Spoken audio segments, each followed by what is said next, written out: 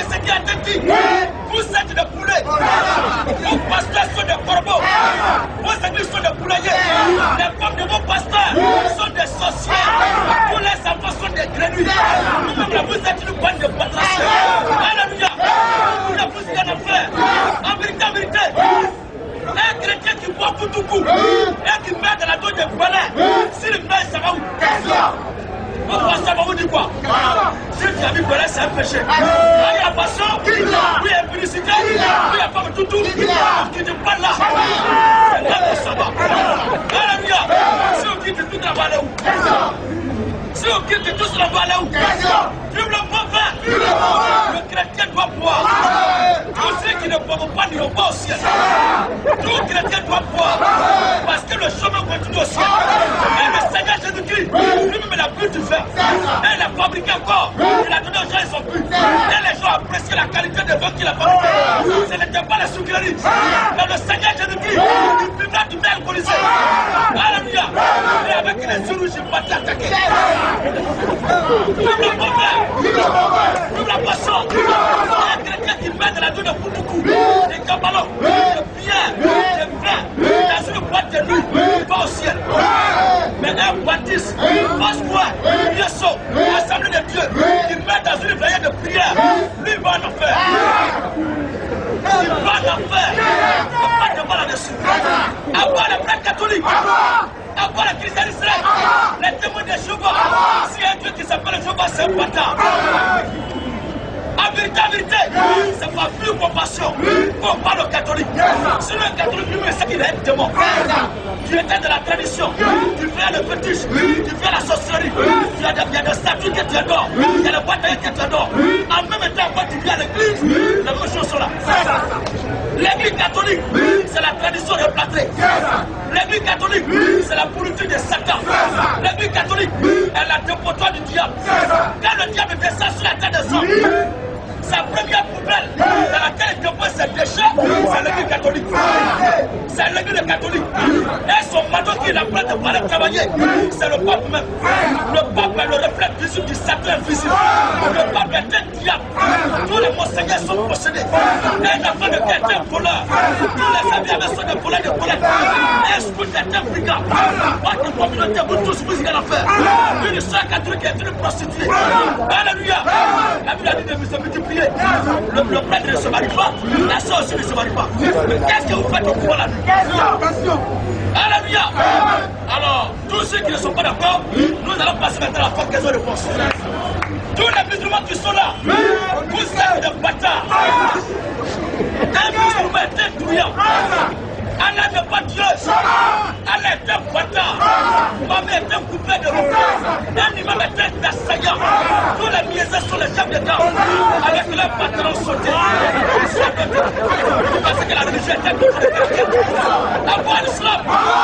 Avoir les Mohammedans. Alléluia. Un homme sensé. Il ne peut pas monter au sommet de l'État à 4 h du matin. Et mettre une pyramide à bord. Si l'État est là-bas. Et au sommet de la pyramide, il met encore des haut-parleurs, des baffes pour boomers, et il crie à 4 h du matin. Au moment où le vent doit être soufflé sur le village, lui bouge ses deux oreilles. Tellement le bruit que ça fait, très mauvais, lui ne peut pas entendre ça. Il bouge ses deux oreilles de la main, et le wow!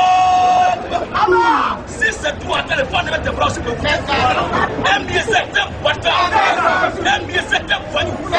Si vous voyez qu'un voyou va pas la paix, c'est encore la présence des musulmans. Les musulmans sont à l'origine des tours dans ce pays. Un musulman est un démon. Un imam est possédé. Les mosquées sont les casernes de Satan.